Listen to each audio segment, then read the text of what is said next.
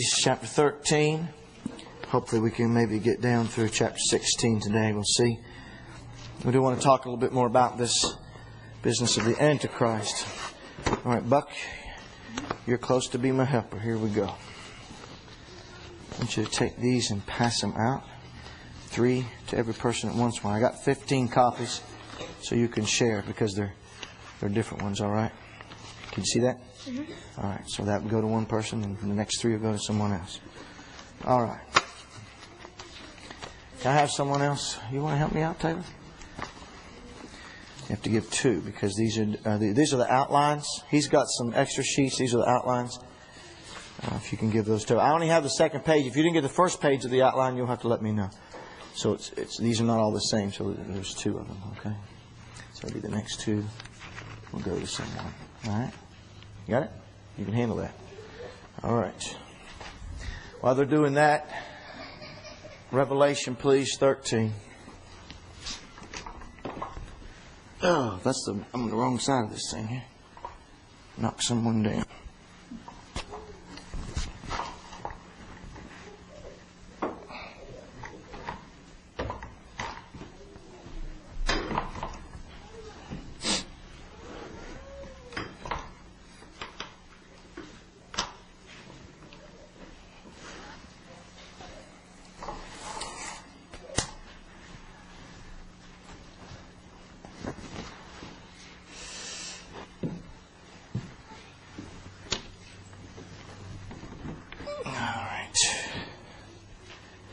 How great is our God? Oh, yes. Amen. How great is our God?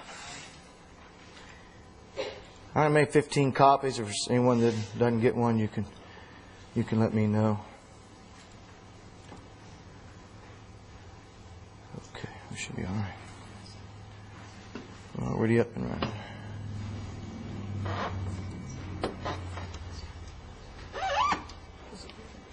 Huh? Yeah, over on this side. Got to do this side too. Some of you already got the first pages, so.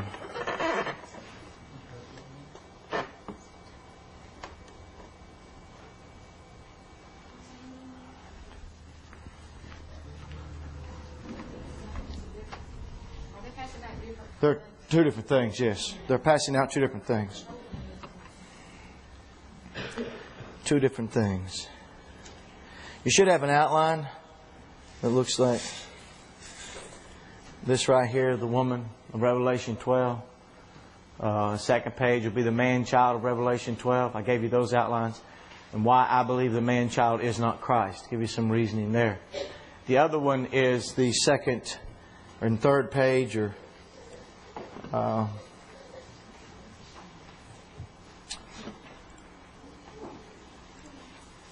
and the revelation of Jesus Christ. Some of you might not have got the first pages of that.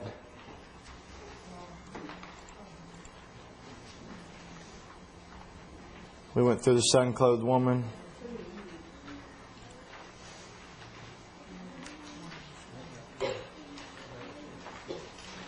We were down to chapter 13 of an ungodly trinity, 2 beasts and a dragon.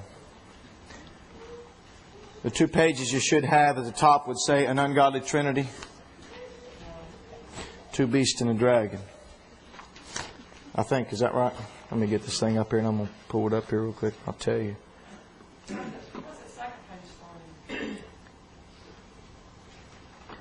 Give me just a second and I'll help you out.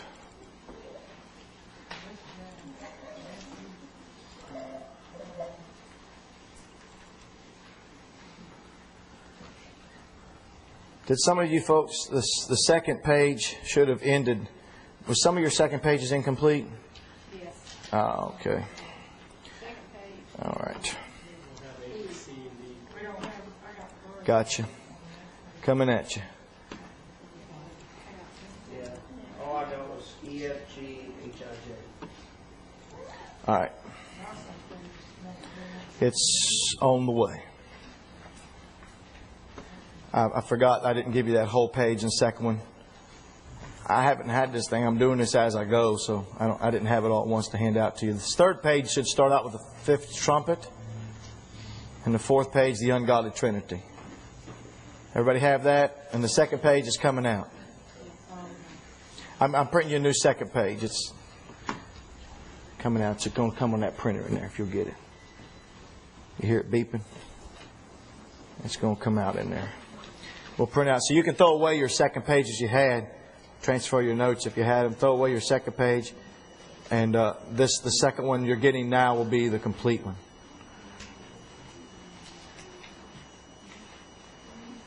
Page 1 starts with the title, Revelation Jesus Christ. Page 2, at the top you would see Sardis, the dead church. Page 3, the top line is the fifth trumpet. And page 4, the ungodly trinity. You can see it up there. Okay?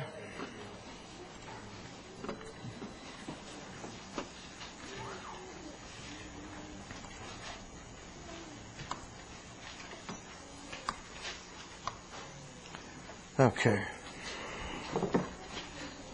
Buck's handing you out that paper. We'll give you just a moment to get settled.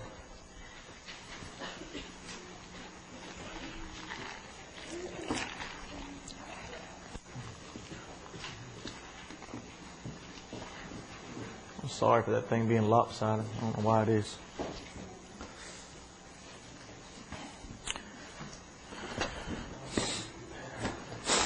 Revelation. Does anybody not get page 1 that needed it?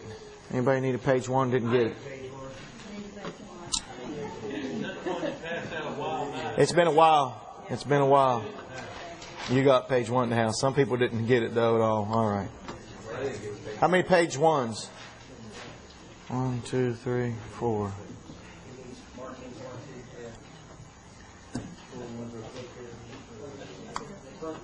He's passing out page 2.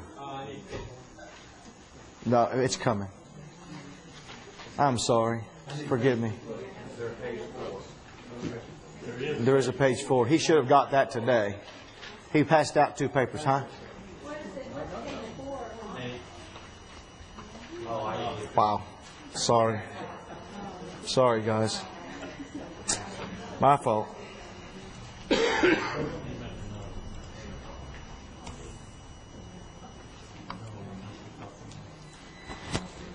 All right. Thank God for sometimes for modern technology.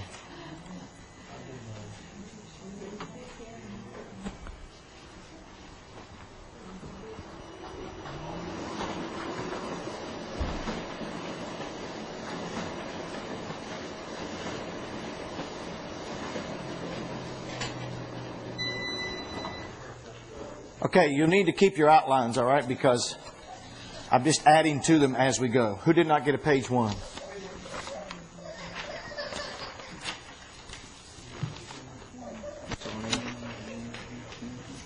One enough? One okay?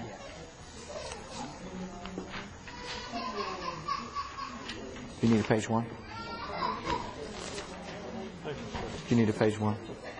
Who did not get page 4? Who said you didn't get it? I got one now. You got one now. You got mine. All right, we got you coming. Hey, at least you're awake. Who didn't? I got one more page 4. You needed a page 1 too? Man, sorry.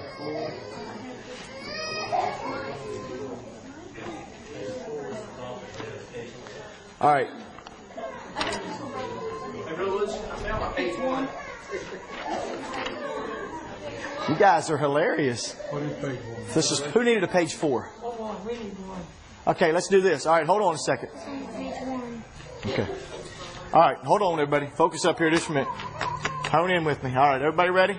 We're going to do this real slow. All right. Everybody that needs page 1, raise your hand. Page 1. 1, 2, 3, 4, 5, 6, 7. Wow. How do we mess that one up? All right. 7 page 1s. All right, coming out. How many people? Everybody should have. How many need page 2? 1, 2, 4, 5. Yes. That's correct.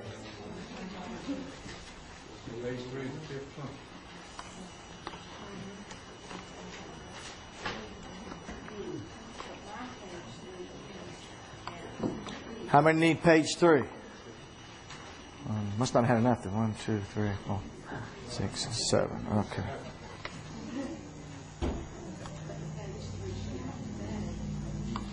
That was the page I gave out today. This must not have had enough. I'm sorry, I didn't print enough of them. And how many need page 4? And I've got 3 of those. I don't know how we got extras. There's a 4. Here's a 4. And here's a 4. Who's back here? Okay. 4. 4. All right. 1. Who else needed a 4 over here?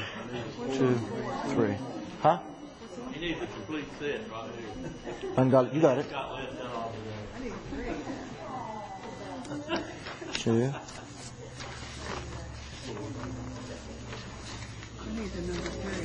Okay, you need a 3. It's right here. No, that's 2. All right, you need a 3. Wow, I'm sorry for the confusion.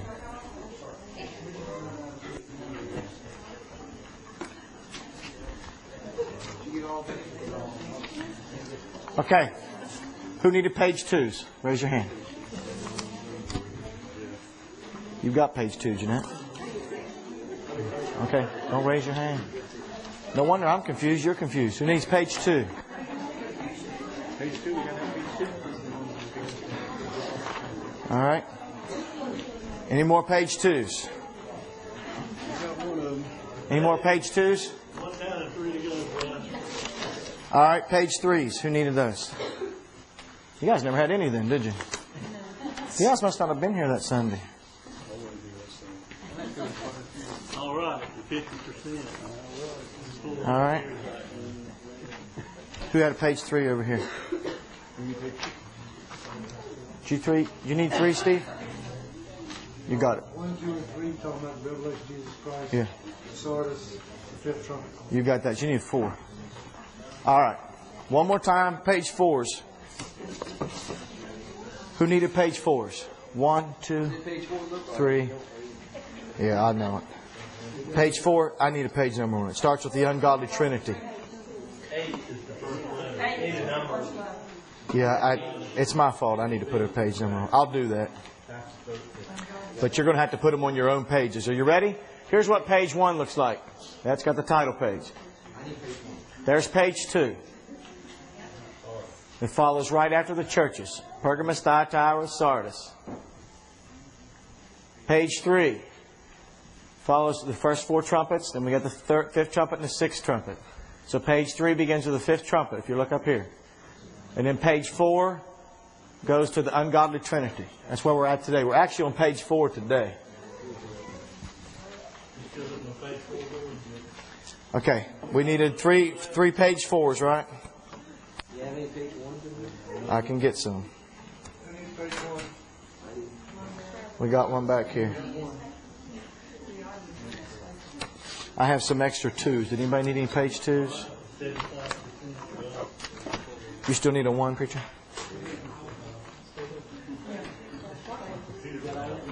I thought I'd just give you one. You got page 1?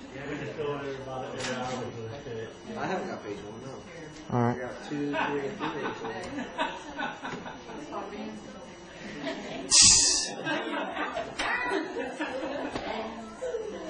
And an unprepared teacher. Man, I thought everybody had it. I should have just printed all new outlines for everybody. I'm sorry.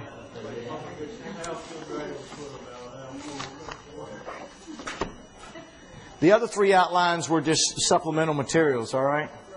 Page 4. This is what just come off, page 4. Okay. Who needs page 4? 4. 4 only.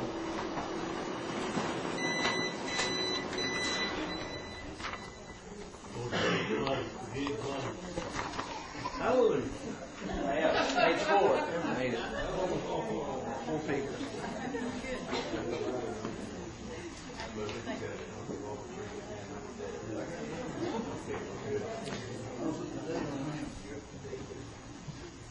What else you need? I'm good. Okay. Thank you. Everybody good? Everybody got everything? All you should have is 4 pages. Doug, come on now. Help me out a little bit.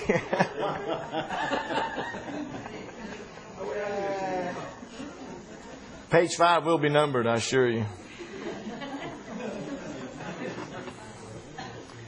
It will be numbered. You should be at the top of page 4. It starts with an ungodly trinity, 2 beasts and a dragon. That's where you should be. Find that sheet. All right? All right. Hold on a second. Let me start at the right page here.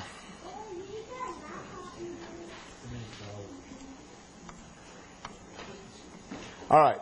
That's what your top of your page should be. The ungodly trinity, 2 beasts and a dragon. This is the revelation of the Antichrist and his kingdom, which connects the events of 2 Thessalonians 2, 3 through 8. Is everybody with me? Yes. All right. Amen. Then we can begin. All right. I'm on. Let's start.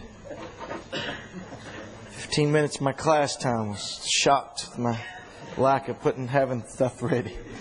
I thought I was ready. There's going to be a lot of folks like that for the coming of the Lord. That's true. That's true. They think they're going to be ready, and they just aren't going to be ready. That's a fact of the matter. I read Revelation chapter 13 2 weeks ago in our study and talked about the Antichrist. Since it's been 2 weeks, I'd like to just quickly go back to the Scripture, Revelation chapter 13.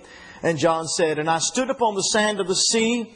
I saw a beast rise up out of the sea, having 7 heads and 10 horns, and upon his horns 10 crowns, and upon his heads the name of blasphemy. And the beast which I saw was like unto a leopard." Now he's described this beast. He has 7 heads, 10 horns. He's got crowns on the horns, and each head has the name of blasphemy. And then he further describes the body of the beast, and he's like unto a leopard. His feet are like the feet of a bear. His mouth is like the mouth of a lion. And the dragon gave him his power and his seat and great authority. We know the beast is the Antichrist. We've already talked about that. And we talked about the dragon. We were told that in Revelation 12 is Satan himself. Now we talked about this business of the 7 heads and the 10 horns. We went to the first beast, the Antichrist. The description of the beast reveals his kingdom. 7 heads and 10 horns on the 7th head. Now, I've taken that. We're not told that directly. You can't take 10 horns and evenly divide them over 7 heads. That doesn't work. But it makes sure the 10 horns, number one, are together. They're talked about as 10 horns. 7 heads, but then we got 10 horns. But from Daniel, we understand there are going to be 10 toes. We learned about that. There's another little horn that comes up over in Daniel. We learn about those horns again. So we can take the Scriptures in the Old Testament, and when we read them, we went over to Daniel 2, 41 through 45, Daniel chapter 7. We went over there. We looked at this section. And each head represents a world empire that has dominated or will dominate over Israel.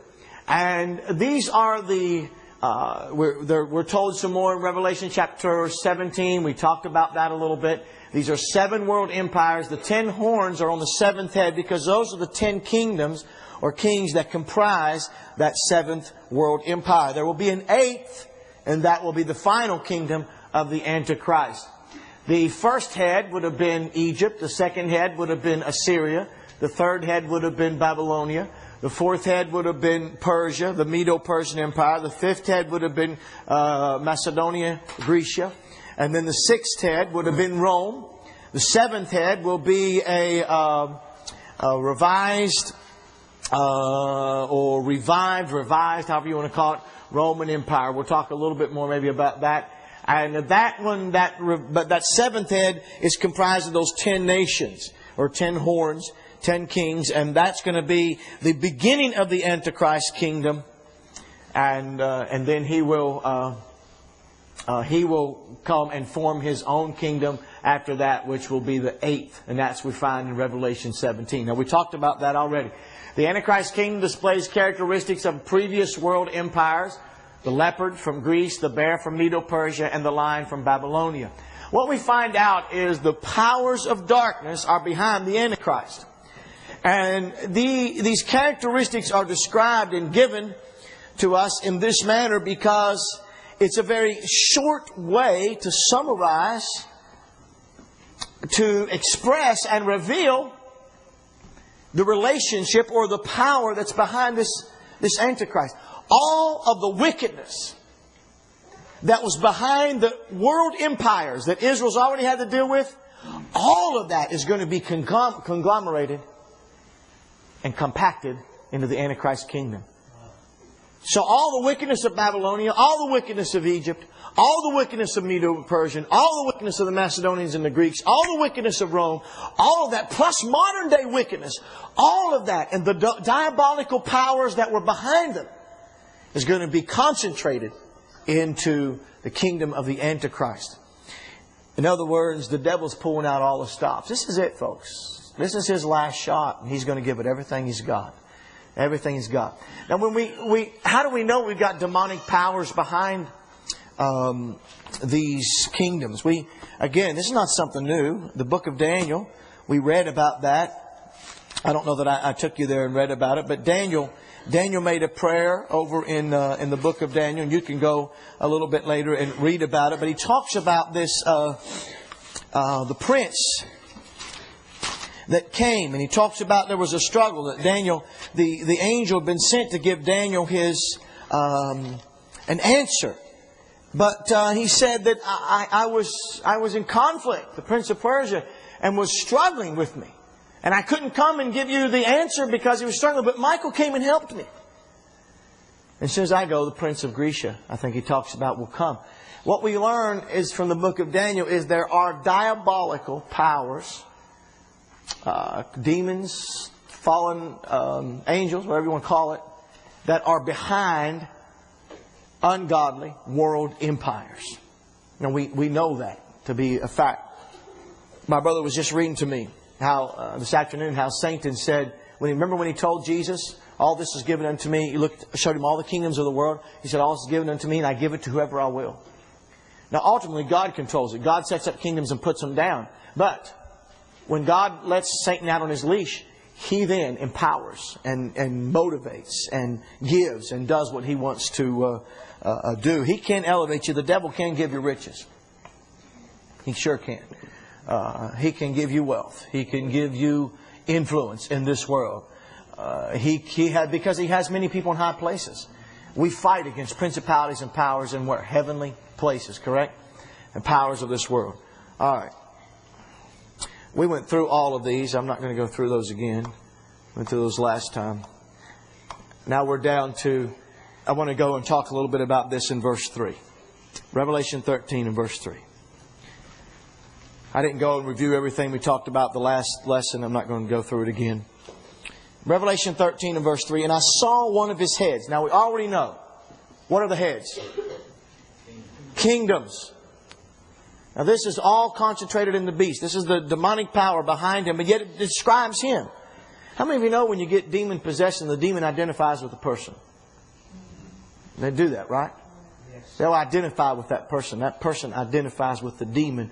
And that person ends up taking on the personality of the demon. That happens. And here you've got the world empires with these various personalities, the demons behind them. But there have been so many people who said, I saw one of his heads, as it were wounded to death, and his deadly wound was healed, and all the world wondered, W-O-N-D-E-R-E-D, after the beast. They were awed, they were amazed, awestruck about the beast. I saw one of his head. There are a lot of people I've heard this, and I'm not, again, trying to be critical, but I've heard it said so many times that the Antichrist is going to be wounded, and then he's going to be resurrected. And then he's going to, that's going to awe the world because he's going to get a head wound and he's going to be resurrected. Well, I do want to let you know one thing. There is only one in this world that has the power of life. And that's God. Satan has no ability to raise the dead.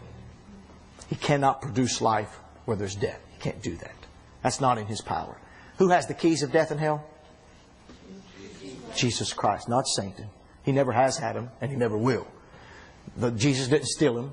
He didn't wrestle them out of the hands of the devil. The keys of death and hell have always been Jesus Christ. But more so, He has them now. The devil didn't create hell. Did he? Hell's not the wrath of demons. It's the wrath of God. The devil's not the proprietor. He's not the manager of hell. Have you ever noticed how many of that stuff we see about hell? It's always the devil down there tormenting. You know, he's in charge. He's not getting tormented himself. He's got his little pitchfork and his little red-tailed demons, and they're going around and they're, you know, that's not true. Matter of fact, there's not one devil in Hades right now. Hades has been the habitation of humans. They're the only ones that are there. Eventually, there's going to be a future hell called the lake of fire. All the demons and all sinners will be sent to that lake of fire. They will be together then. But the devil's not going there as the tormentor. He's going there as the tormented. He will be tormented in hell. And how great will be his torment. He is not immune to the fires of hell. They burn him too. And he doesn't want to go and will not want to go. But he will go because God will send him. So I want you to understand that this business about the Antichrist getting a head wound, dying and being resurrected is just not biblical. If we stay with the context and we stay with what's revealed to us, a head is wounded. All right, to death. But the wound is healed. And it's mentions else about him. Hold on a second. That is mentioned again over in, I think it's in Revelation 17.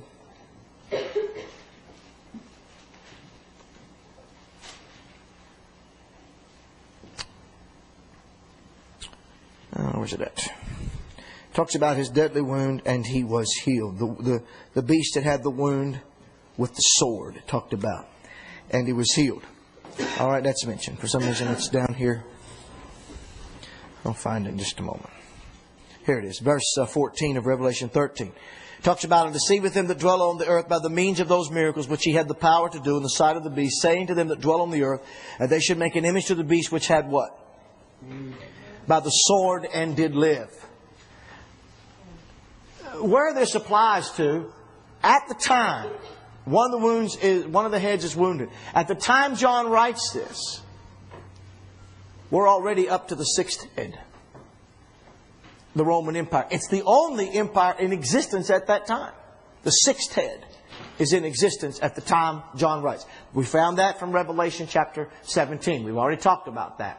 Now what happens is that if one of the wounds, or one of the heads is wounded and dies, then one of the kingdoms is wounded. Now they were all, in a sense, put down by another, but this one's particularly going to be revised or revived or brought back.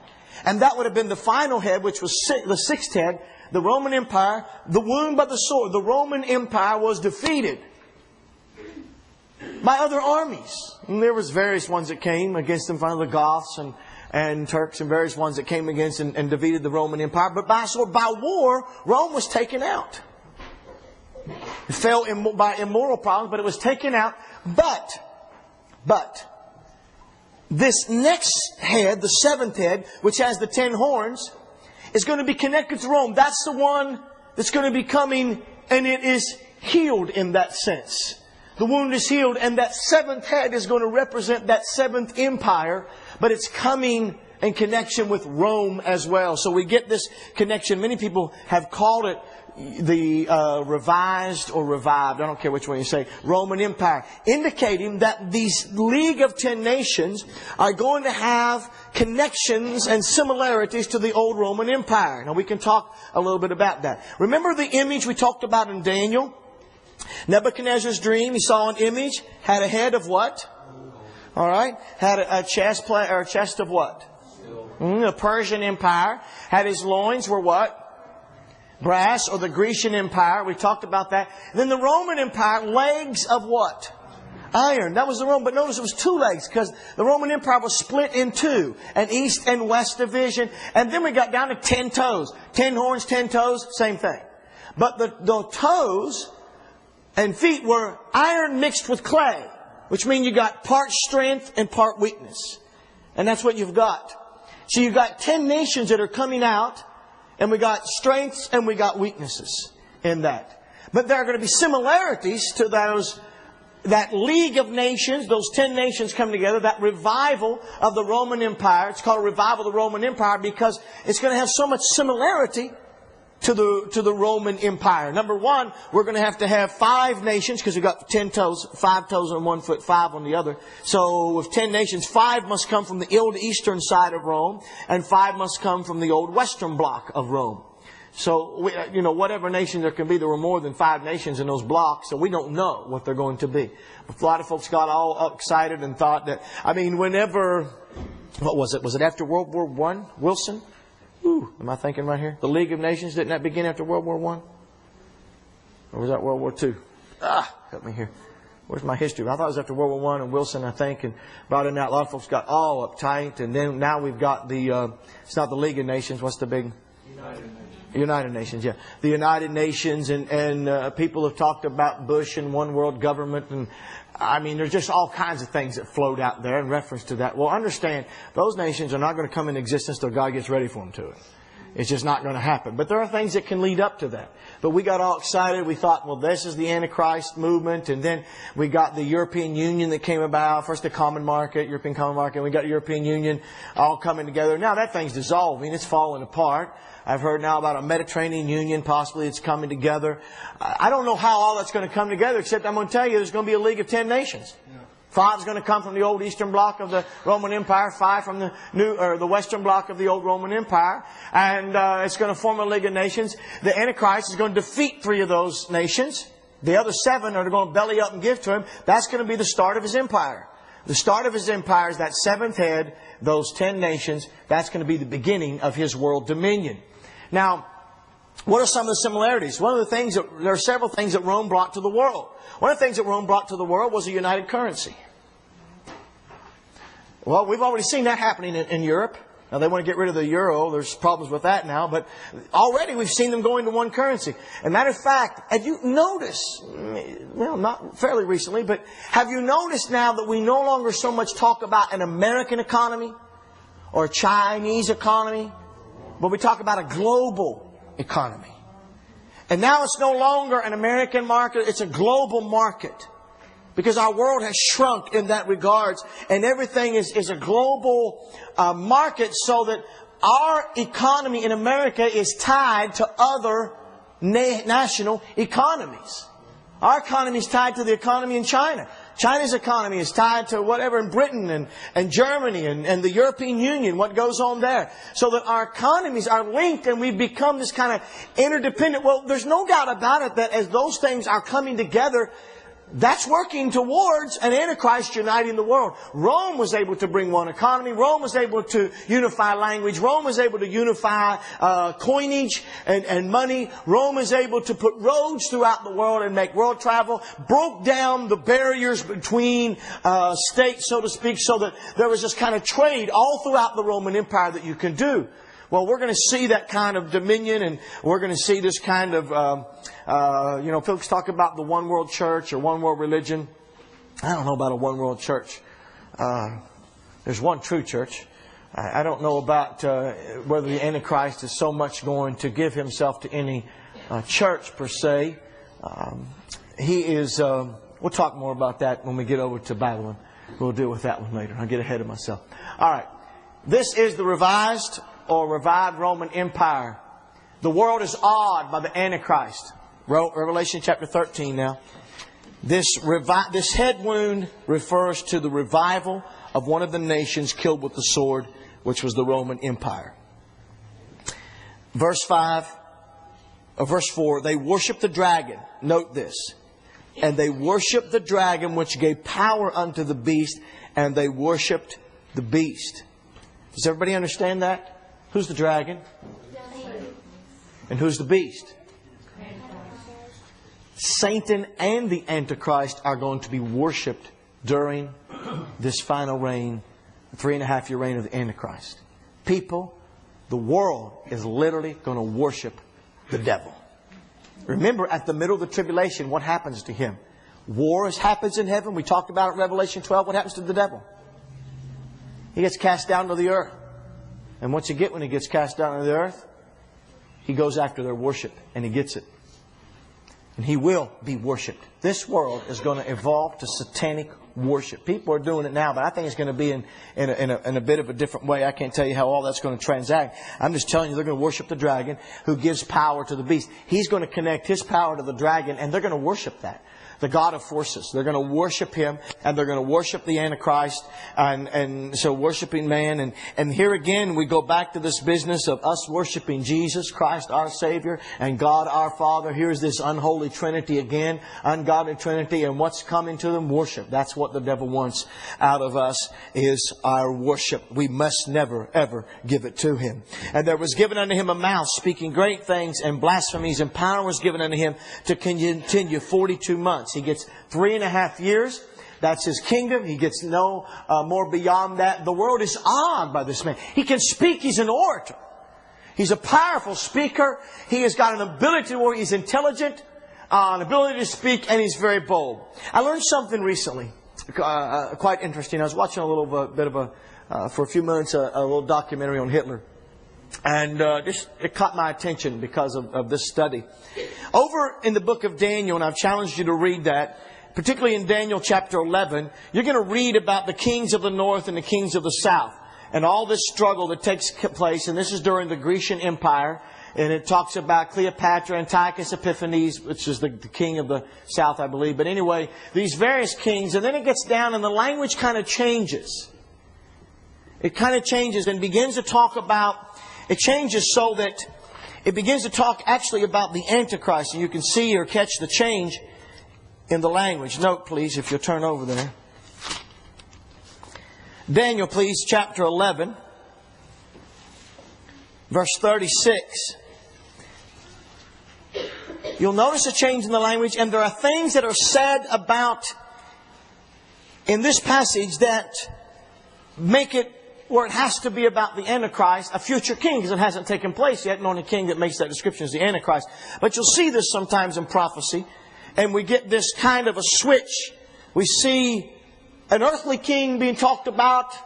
And then we kind of get this switch where it goes over to a future king. And you can tell by the language because it's simply not fulfilled, telling us that this particular king was a type of the Antichrist. Antiochus Epiphanes, a king, one of the ones that came after Alexander the Great in the Grecian kingdom, was a type of the Antichrist. He persecuted the Jews. He offered a swine on the altar. He desecrated their temple. I mean, he slaughtered them. He did bad things against the Jews. And he was a type of Antichrist. He did early what the Antichrist is going to do when he comes in the tribulation period. He becomes a type of that. But we read some things about him. Verse 36, and the king shall do according to his will. He shall exalt himself and magnify himself above every god, and shall speak marvelous things against the God of gods, and shall prosper till the indignation be accomplished. For that is determined shall be done. Neither shall he regard the God of his fathers, nor what? The desire of women, nor regard any god, for he shall magnify himself above all. Now, Antiochus Epiphanes did that, but the Antichrist, 2 Thessalonians chapter 2, what's he going to do? Exalts himself above all that is called God. Is that correct? Same thing happens. But he regards not the God of his fathers, nor the desire of the women. I'm going to come back to that in a moment. He'll not regard any god, for he shall magnify himself above all. But in his estate he shall honor the God of forces. And a God whom his fathers knew not shall we honor with gold and silver and with precious stones and pleasant things. The Antichrist is going to do a switcheroo.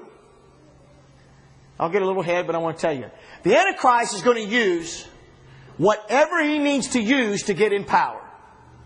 Whatever person, whatever religion. I mean, he's going to sign a pact with the Jews. He's going to befriend the Jews. He hates Jews.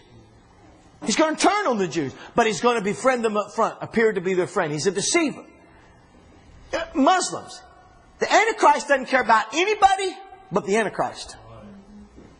But he's going to use Muslims.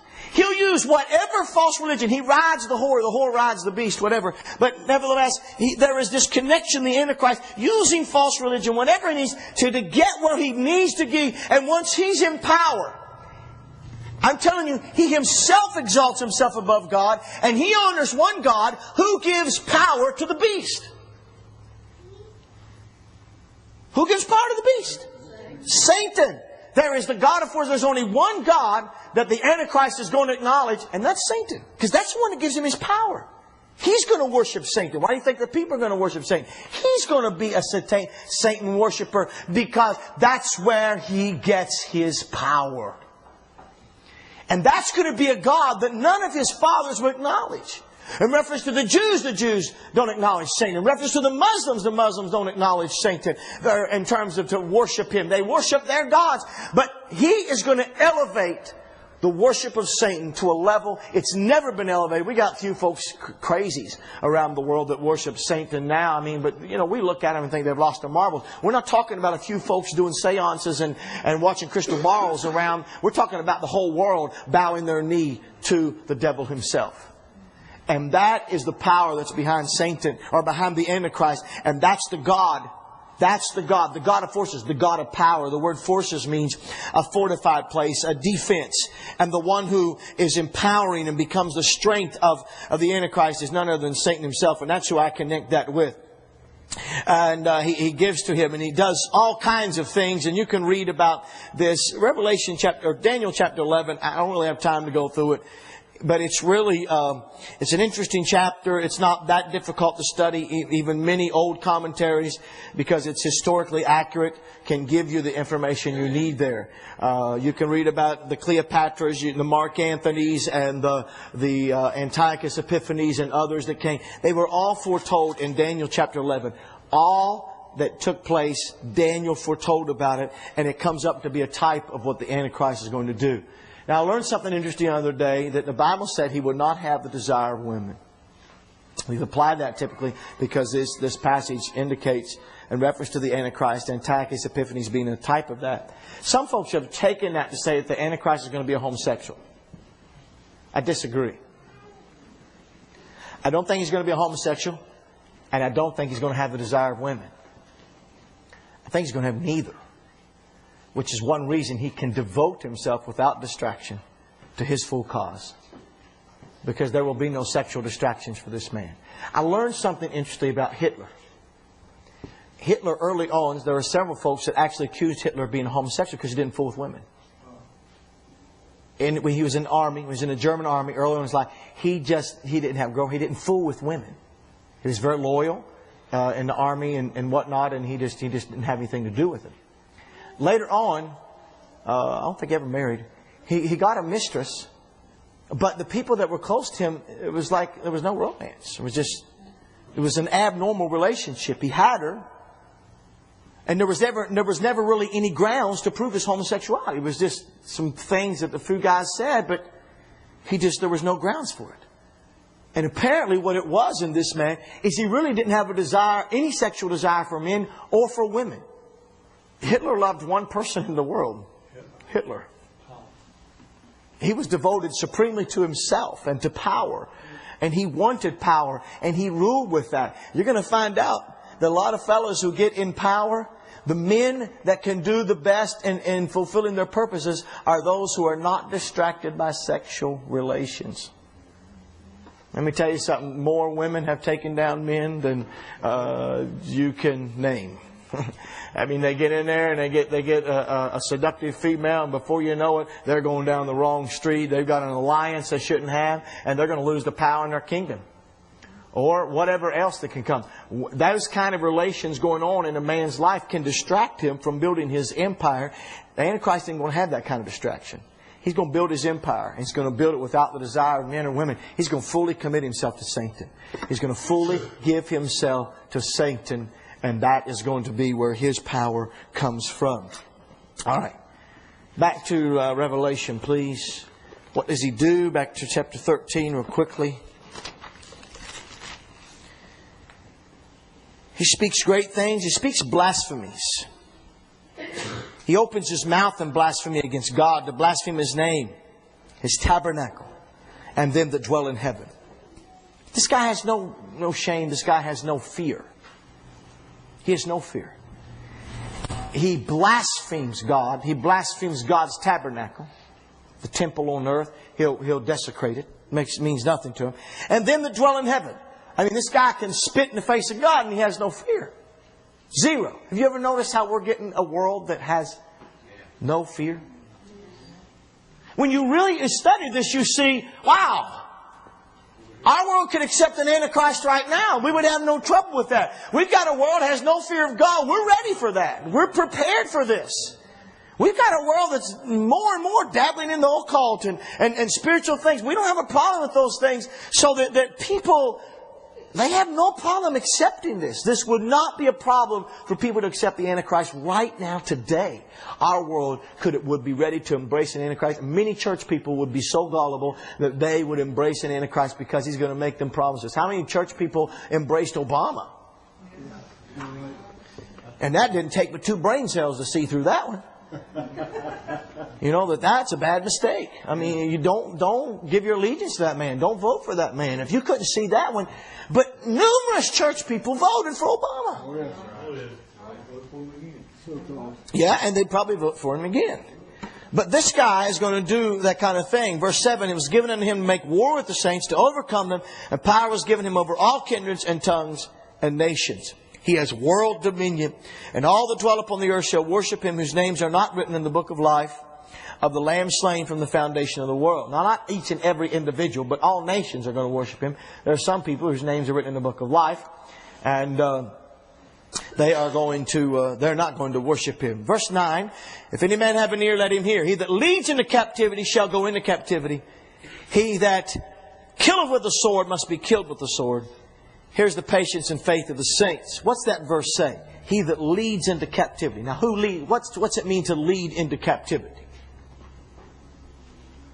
What does it mean to lead into captivity? What have you just done if you're going to lead someone into captivity? Okay, you've captured. If you're going to lead someone into captivity, you have captured someone. You've captured your enemy. You're a warrior or whatever. You're a king. You go in. You capture the capital. You capture your enemy, or conquer your enemy rather, and then you take captives, and you lead those captives into captivity. That's what all these nations did. The Babylonian king, whenever he comes in, the Assyrian king, he defeats them, and then you get all these folks who surrender and they're standing around, and he takes them and he deports them. He leads them, makes them their slaves. He leads them into captivity. And he says, whoever leads into captivity will go into captivity. Whoever kills with the sword, this is a warrior, will be killed by the sword. What that says about the kingdom of the Antichrist is this: resistance against his armies, resistance against his kingdom will be futile.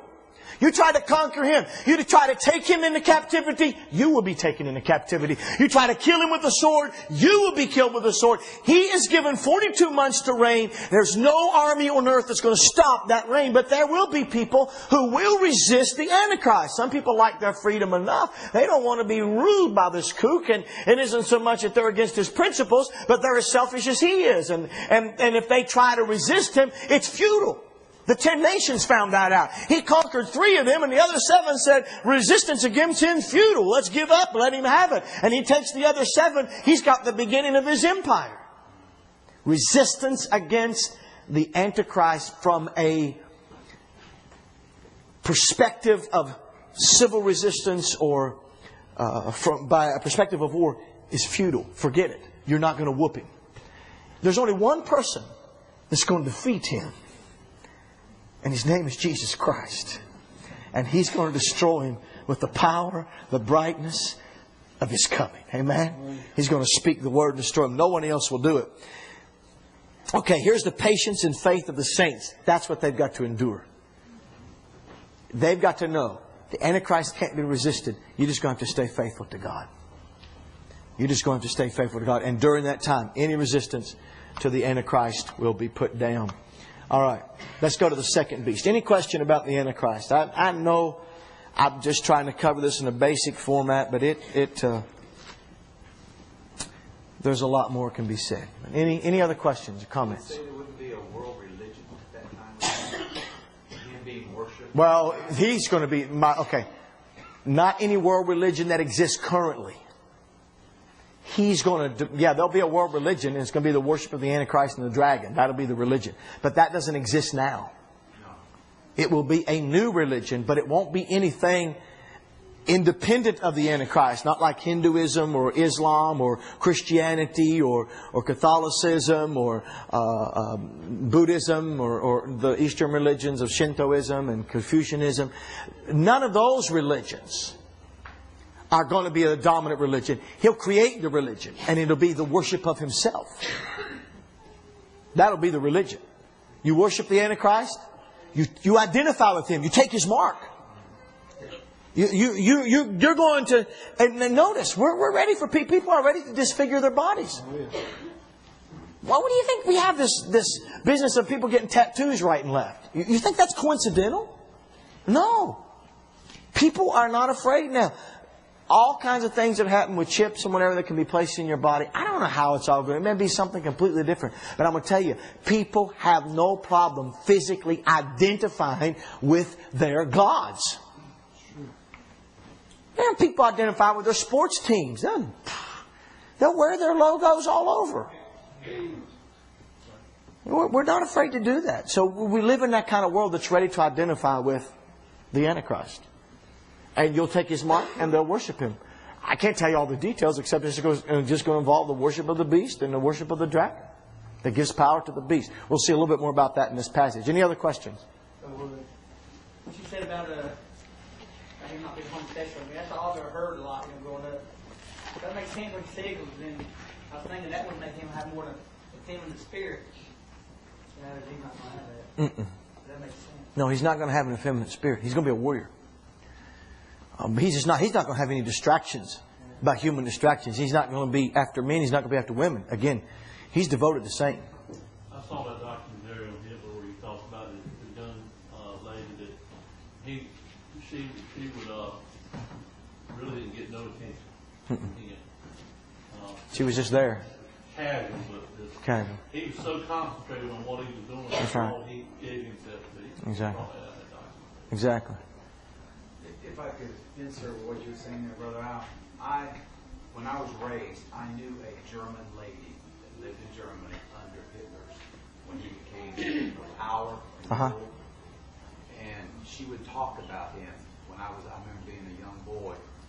And she said, I can still remember what she said about him. She says, when I was a little girl, I would stand in the window and hear him, I say preach, but hear him speak. And she says, you were spellbound at listening to him. They said, we all loved him, and she said, worship. Now that was from, I'm giving you the truth of what, this was a German lady that talked to me, and I could not believe it. Yeah. She said, and I was just a boy then. I was like, you're kidding. She said, no, he would have you in his spellbound, just in his, the way he spoke and promised and everything. Everybody loved him. Yeah. Loved him. If the world can be taken by that 60 years ago, how much now? How much more now? We're given to that. There's no doubt about it. He would put all of his energy into his speeches. When he would get done with the speech, he'd near about be exhausted. He would just give himself with such energy and such a speaker. And you can see it if you watch any of the live footage of any of his rallies, the Nuremberg and some of the other places where he had his rallies and he spoke. He was a mesmerizing speaker. I mean, the crowds, he drew them.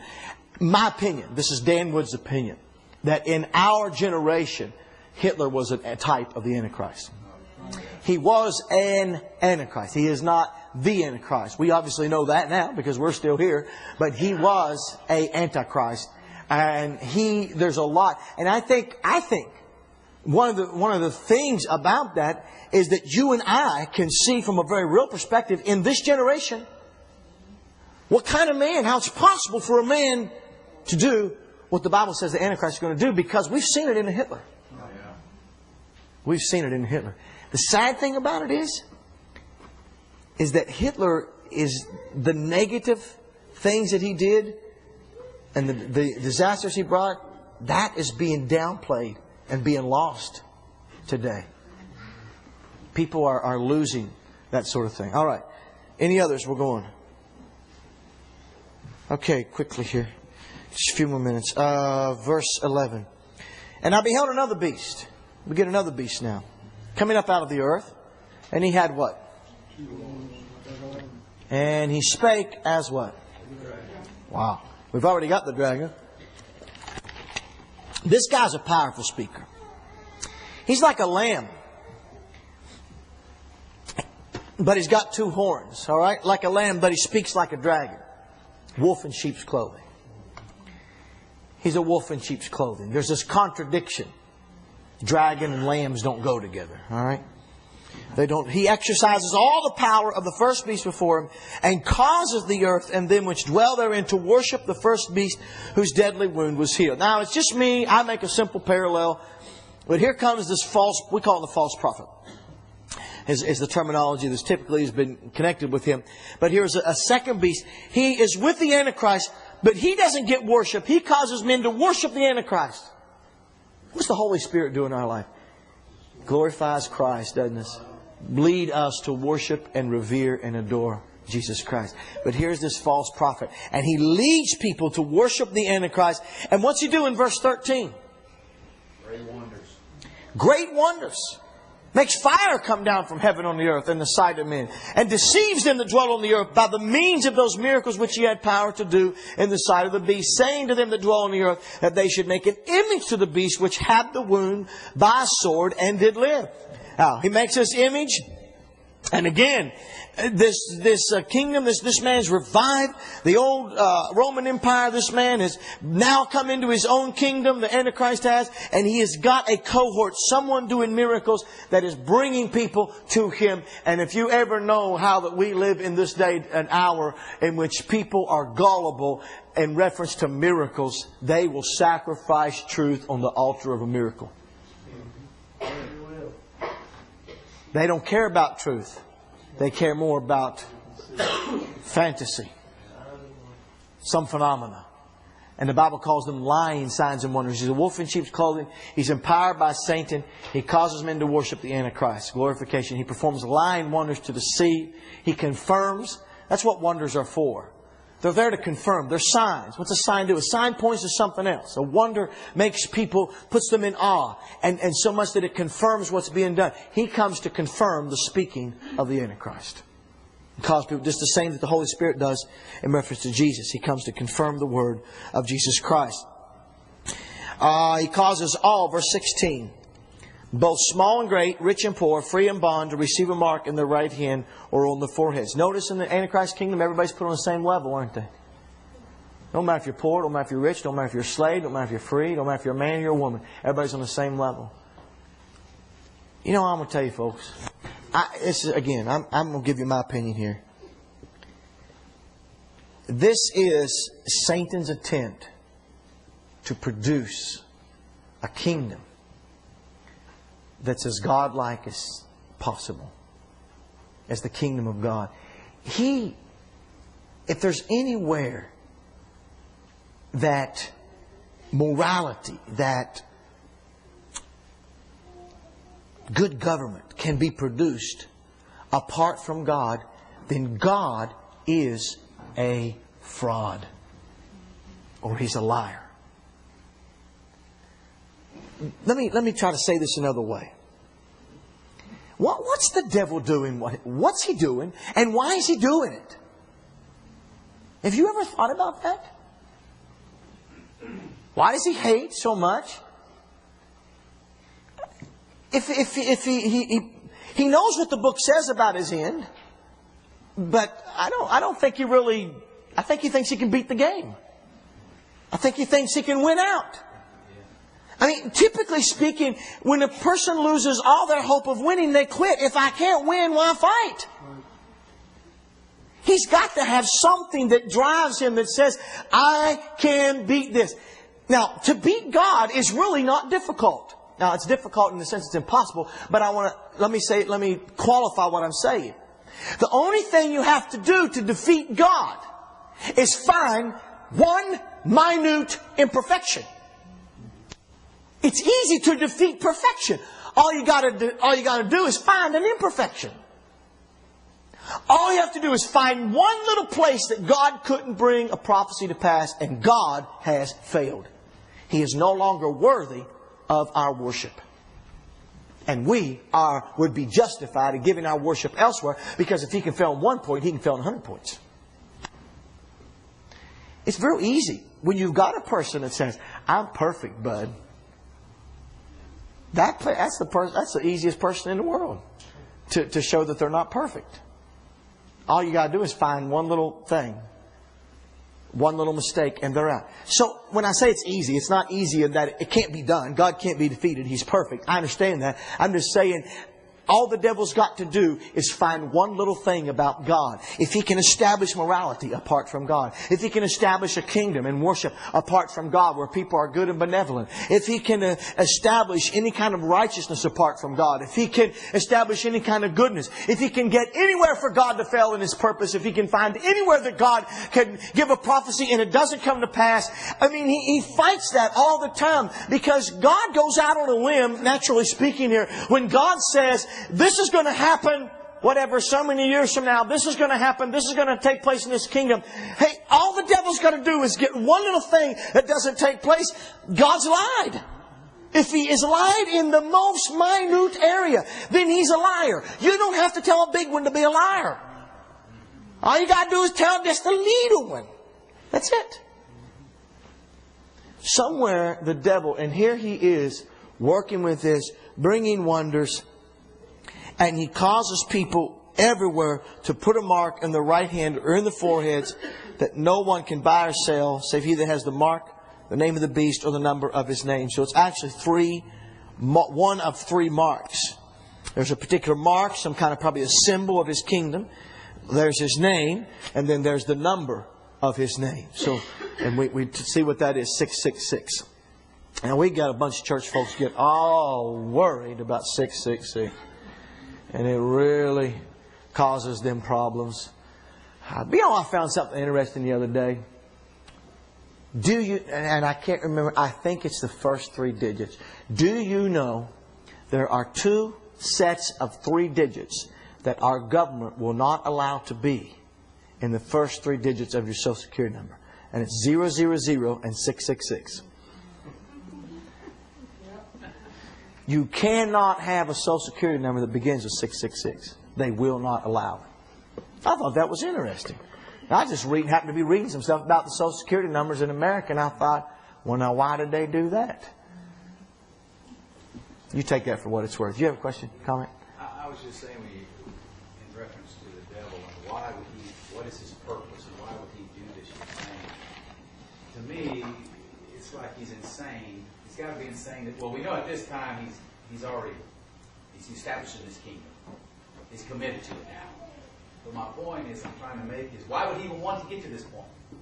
He knows his end. Mm-hmm. Now, whether he rationally will think I can beat God or he thinks he can, that's crazy. But he thinks he can. I think, in a sense, and this is, you can throw this out the window if you want, but I think he's trying to stalemate God. Not to get to this point. He don't want to get to this. I don't think he does. Because he knows after this it's only 3.5 years. Mm-hmm. But if he can stalemate God, then he won't get to that point, and he can keep destroying people, keep deceiving, mm-hmm. keep doing his evil work all he wants to do. Mm-hmm. Now, I may be totally off. I don't know. Well, I think you're right in the sense that yes, he's doing. If he can get something to be proved wrong in God before he gets there, then we'll never get here. Right. We won't get there. If the devil can find any imperfection in God, we will never see revelation. Why do we believe we're going to see revelation? Because God's perfect. There is no imperfection in God. God's absolutely perfect. All right. Oh, boy.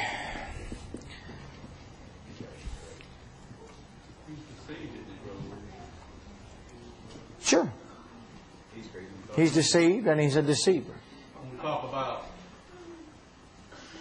the main warning to church, to the Jews, like in Matthew, where priority make sure no man deceives him. He's deceiving himself, thinking he can beat God. Well, he would have to. Certainly. He is deceived because it's not true. If he thinks it, then he has to be deceived because it's not true. He can't defeat God. But he has to fight in order to live. He has no other...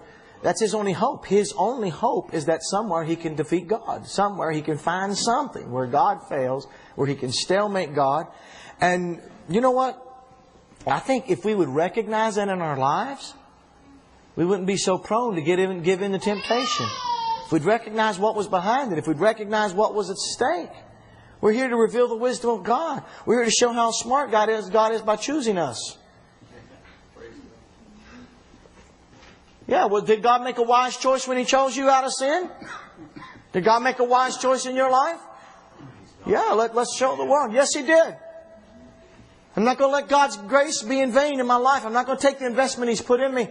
And the devil's used that. The thing is He's never been able to get all of them.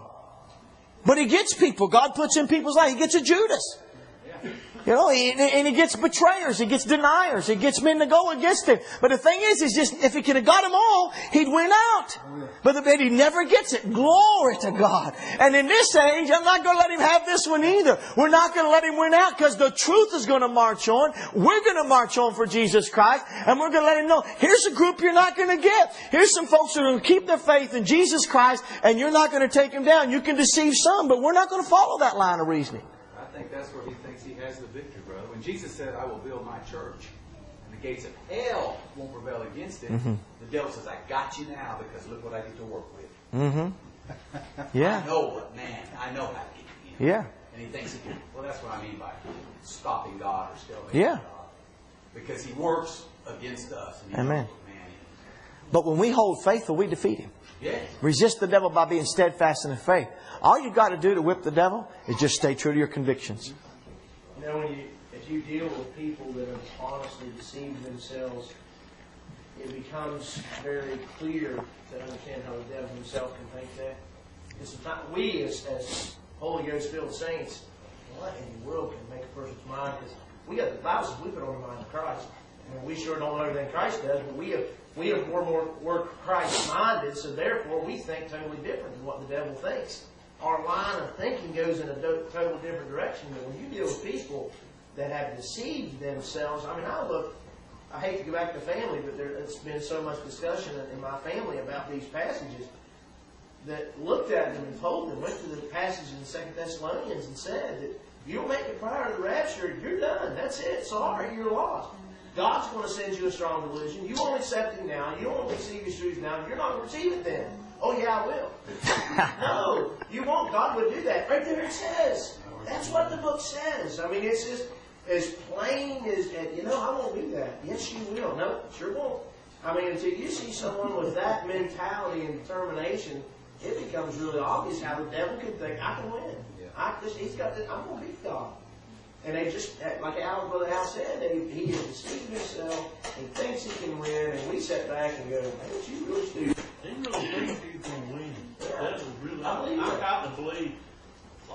If he knew the truth, he'd quit, bro. That's like you said, my point. He can give up. He has to. But could it be like Satan's prideful beginning? He just thinks he can outdo God and, Sure. be better than God. But God cast him out in the first place. Because of his pride, he just thought he could be God and do it. But you see, notice what happened. And you're right. God cast him out. He didn't annihilate him. So the reasoning would think, if He didn't annihilate me, He can't. If I'm still here, I can still win. Maybe He didn't annihilate me because He can't annihilate me. If you ever notice something, folks, you need to appreciate reason. You need to appreciate the Bible, and you need to appreciate common sense if you've got it. If you don't get it, you better find a way to find it. Because I'm going to tell you something right now. The more you can grow in judgment and the more you can grow in reason, the safer it's going to be for you. But if you ever notice something, only the people with true reason see things as they are. Crazy people think they're right. That's true. You know, the guy walks out of the psych ward. Please tell that nurse. They don't understand that I am George Washington. I don't know what's wrong with them. To a crazy folk, everybody around them's nuts. They're okay. They're not the ones that's crazy. It's the people around them that's nuts and lost their mind. I mean, you get in a psych ward. It's the nurses that are all kooky. And the doctor, oh, they're out to get me. I've seen it. But the guy that's really crazy doesn't think he's crazy. Nobody thinks they're crazy. Nobody does that. You're never going to admit it. I mean, people don't... Yeah, I've lost my mind. I'm stupid. People don't do that. No, they do whatever he says. No, I'm not going to be deceived. You're wrong. They're not, but they're all, we see. But the only people that see they're deceived are the people that are walking in the light. The guy that's next to him that's crazy as he is. Oh, I understand, buddy. They're the same way in my room too. You know, they do the same thing to me.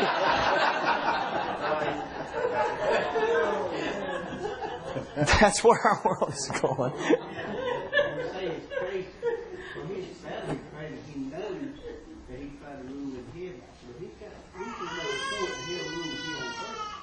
Although he knows he's going to be condemned.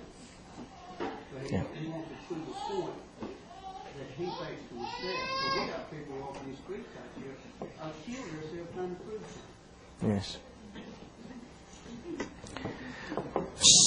Sin is moral insanity. He does have a mighty allegiance too. Yes, he does. The heavenly host with him. Yes. And we're gullible to it because we follow self-centeredness. So he's got all that power. And he does have power. He can do things. Again, God has we know God's limited him, but he hasn't cut him off. Why did God allow it? On and on. You understand the story. Okay. Don't you think that he does what he does, a lot of it's just out of pure hatred for God? Sure. Just pure hatred. He does hate God. There is no doubt. He has had to progress in that. Sin and righteousness are both progressive. If you live your life in sin, you will progressively get worse. Now, some go at faster paces than others. And in Christ, some move slower than others. But you have to grow. If you don't grow, you die. And if you'll find something. If you had a person here, you get saved, you're righteous, and they're a friend, they're a sinner. Well, you know when you get saved, you're different, all right? And you know you can't really have communion. But I tell you what you do. You leave that person for 5 years. You let them continue in their sin for 5 years. And you continue to grow in Christ in 5 years, and you come back. And you'll find out that whatever distance you separated from that person will be even larger. Because you've been going one way and they've been going another way. Sin is progressive.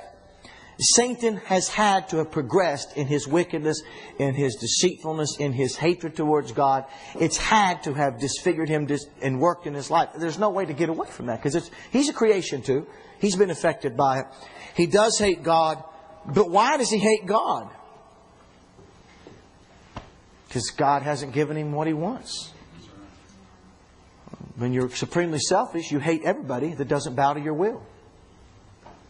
It's just that simple. All right. Any other comments? I'm going to close here. That would take a long time, but the next two, we'll be covering the next 3 chapters fairly quickly. They're not that long, and maybe we'll get into Babylon Sunday, but there's not a lot. It's very simple and straightforward. The next 3 chapters are very straightforward, not a lot of symbolism. And we get into some more symbolism in chapter 17, probably slow down there a little bit, and in 17 and 18. And then the rest of it will go pretty fast. Okay. Would you say that lamb, brother, the last lamb there that rose up and gave the beast his power, would you say that he's going to be connected with the church? Or will he be connected maybe politically? Because he's going to cause all these things to happen. Well, he's going to get his power from the dragon. He's going to cause people to worship the beast. Okay, now what? Oh, I'm sorry. Will he be connected with the church? Yeah. Or will he be connected with more about? The church, during the tribulation, the church has... Okay. Well, the true church really has very little visibility. The false prophet, again, once the Antichrist has established his kingdom, once he has declared himself to be God, that's it. That's the only religion acceptable in the earth. Islam will be out. Buddhism will be out. Hinduism will be out. All worldly religions will be out. Only one religion is going to be acceptable. Worship of the Antichrist. That's it. There will be no other religion. So he won't be connected with anything else except worshiping the Antichrist. That's it. So the one world religion where we're coming to is not Catholicism and it's not Islam. There will continue to be separate, diverse religions until the Antichrist is revealed at the middle of the tribulation, and then all religion is put down except the worship of Him. Because if you don't worship Him, you don't take the mark, away with you. Away with you. All right. God bless you. Let us stand.